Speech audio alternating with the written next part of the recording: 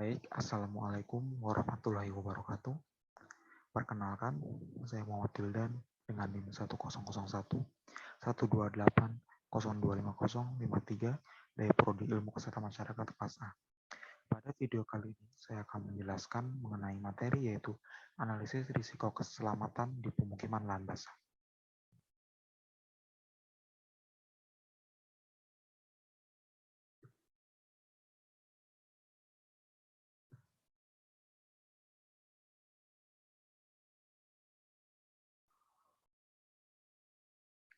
Berikut ini merupakan pembahasan yang akan dibahas dalam video kali ini. Yang pertama itu, apa itu lahan basah? Lalu jenis-jenis lahan basah, situs Ramsar di Indonesia, risiko bahaya, dan model pemberdayaan masyarakat di bidang kesehatan. Nah, apa itu lahan basah? Menurut Konvensi Ramsar tahun 1971 mendefinisikan lahan basah dalam pasal 1 ayat 1 sebagai wilayah daerah payau, rawa, gambut, atau perairan baik alami maupun buatan, permanen atau temporer, dan dengan air yang mengalir atau diam, tawar, payau, atau asin, termasuk pula wilayah dengan air laut yang kedalamannya di saat pasang rendah atau surut tidak melebihi 6 meter. Berikut ini merupakan jenis-jenis lahan basah. Jenis lahan basah sendiri terbagi dua, yaitu jenis lahan basah alami dan jenis lahan basah buatan.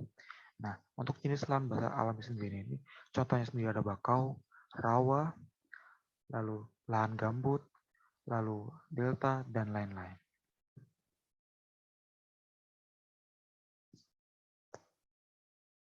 Lalu untuk lahan basah buatan, sini contohnya ini adalah ada waduk, sawah,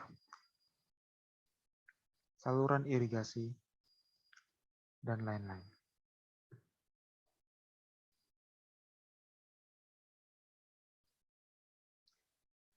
Lahan basah di Indonesia. Luas lahan basah di dunia diperkirakan lebih dari 8,5 juta kilometer persegi atau lebih dari 6% dari total luas permukaan bumi. Indonesia memiliki setidaknya 30,3 juta hektar lahan basah yang tersebar di berbagai penjuru. Total luas lahan basah ini terus mengalami penurunan. Sejak lama, lahan basah banyak beralih fungsi sebagai daerah pemukiman, pertanian, dan eksploitasi lainnya.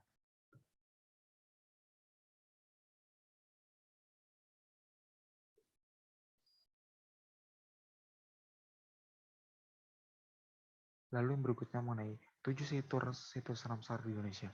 Yang pertama yaitu ada Taman Nasional Berbak di Provinsi Jambi, lalu ada Danau Sentarum di Kalimantan Barat, ada Suaka Marga Satwa Pulau Rambut yang berada di DKI Jakarta, ada Taman Nasional Rawa Aupa Watu Mohai di Sulawesi Tenggara, ada Taman Nasional Sembilang di Sumatera Selatan, Taman Nasional Wasur di Merauke, Papua, dan Taman Nasional Tanjung Puting di Kalimantan Tengah.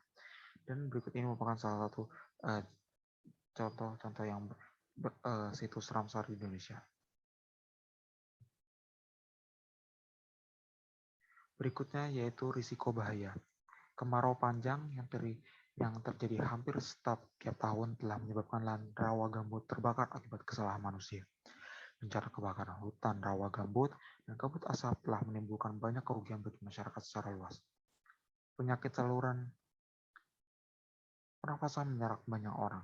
Tidak sedikit biaya yang telah dikeluarkan untuk mengatasi kebakaran hutan tersebut, mulai dari melakukan hujan buatan, pemadaman dengan pesawat helikopter, dan lain-lain.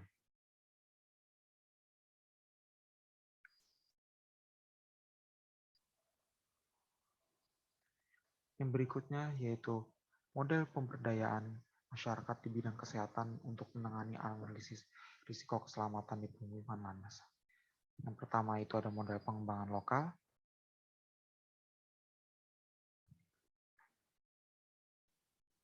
Model pengembangan lokal yaitu pemberdayaan masyarakat sejalan dengan model pengembangan lokal sebagai upaya pemecahan masalah melalui partisipasi masyarakat dengan pengembangan potensi dan sumber daya lokal.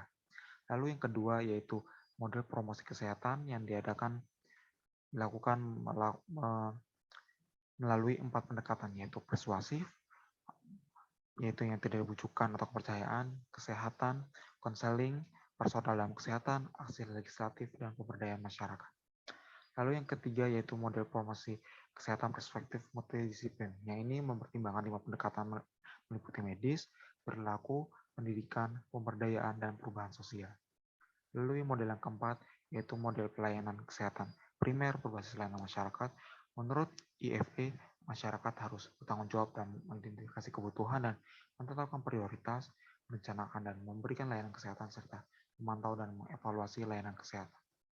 Lalu yang kelima yaitu model pemberdayaan masyarakat meliputi partisipasi, kepemimpinan, keterampilan, sumber daya, nilai-nilai, sejarah, jaringan, dan pengetahuan masyarakat. Lalu yang keenam model pengorganisasi masyarakat yaitu hubungan antara pemberdayaan, kemitraan, partisipasi, responsivitas budaya, dan kompetensi komunitas.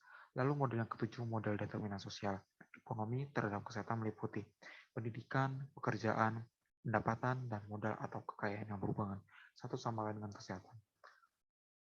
Lalu model yang kedelapan yaitu model kesehatan dan ekosistem masyarakat. Ini antara masyarakat, lingkungan, dan ekonomi dengan kesehatan.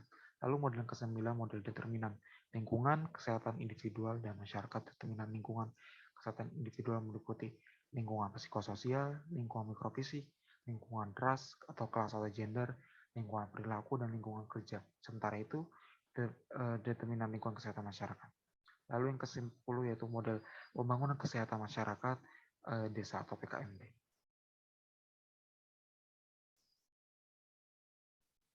Demikian penyampaian materi dari saya. Apabila terdapat kesalahan atau kurang, saya mohon maaf. Dan kepada Allah saya mohon ampun. Wabillahi taufiq wal hidayah. Wassalamualaikum warahmatullahi wabarakatuh.